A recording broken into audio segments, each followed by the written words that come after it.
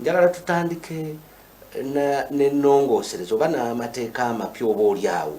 essaawa eno ge tutali nnyo nago ku ngalo kuno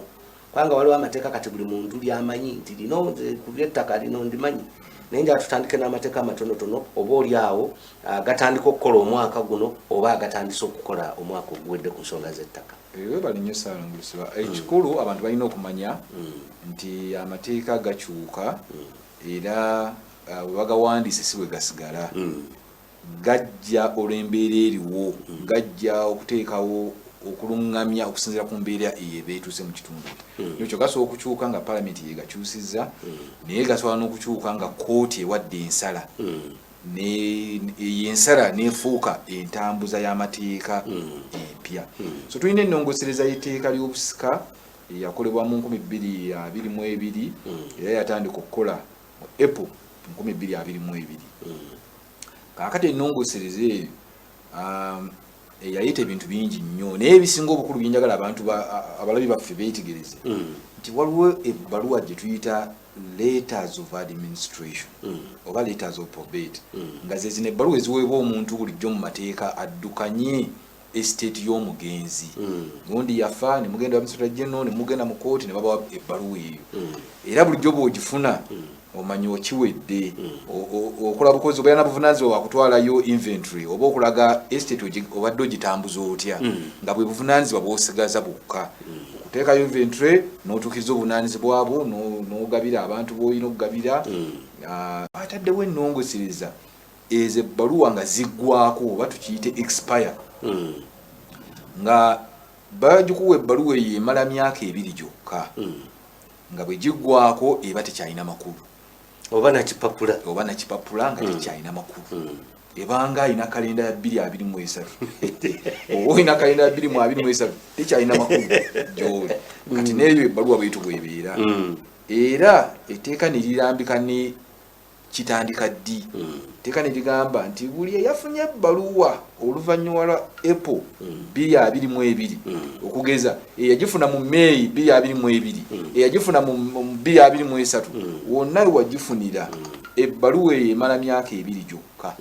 neggwako neefuuka etakyalina makulu era byonna by'olina okukola nga administrator olina okuba nga obikoze mu bbangi mu myaka 2 kati abaazifuna mu April 2022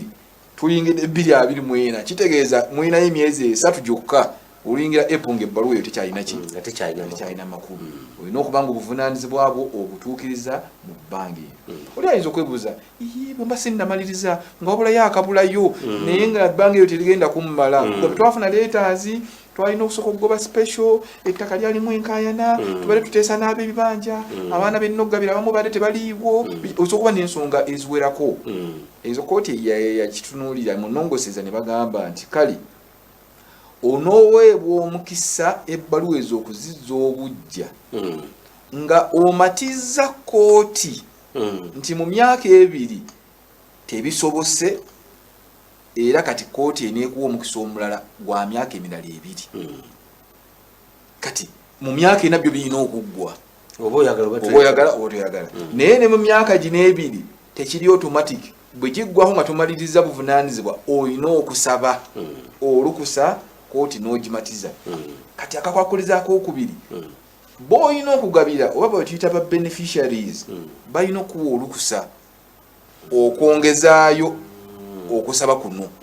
emyaka 2 giweddeko oyagala okuba bakwongera emyaka 2 tokoma kusaabusa bikooti wabula ne bano ba beneficiaries abalina okutwala ebintu ebyo abalina omugabo mu ttaka oba mu maali y'omugenzi balina okuwa olukusa kakati so gamba abantu bano si bangu n'ekibagasa tebakitegeera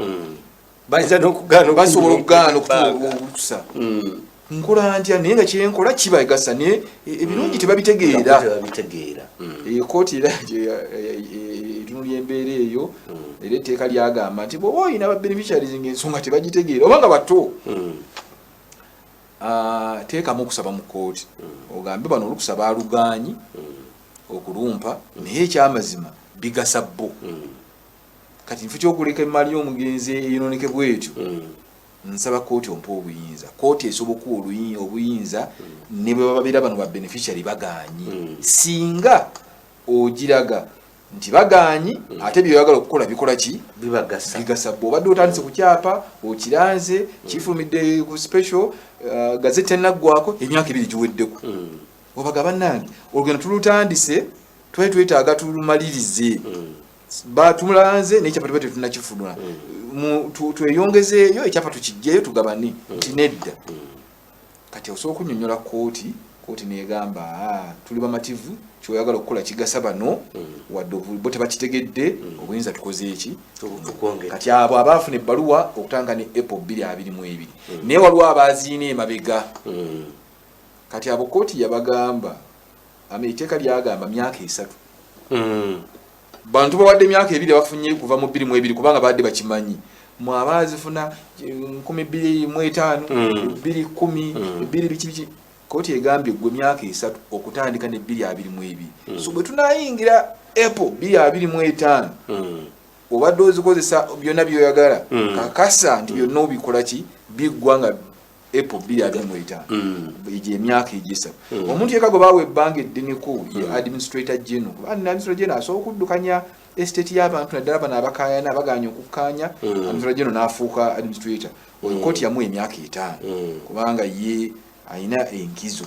naye ffe abasigadde abantu ba bulijjo tulina myaka okugenda mu maaso abazifuna emabega emyaka 3 mubale ebbanga litambula kakyanga etteeka likyusibwa kati emyaka 2 gigenda kwera mu April ojja kufuna obuzibu ate kino kikwata ne kuba n'abagula omuntu akulaga ekyapa kiri mu administrator kisoma administrator general kisoma administrator gundi kisoba kiri administrator wa state ya Lusiba administrator general ebyo ng'oli administrator nga akuguza kakasa nti okimanya nti bwe ziba zaafuluma nga 2022 nabaawo akuguzaayo myaka 3 gyokka singa mujja mu May 2024 ng'emyaka gyaggwako nga teyayongezaayo abatakyalina buyinza era aba akuguzizza nga yeeyise kyatali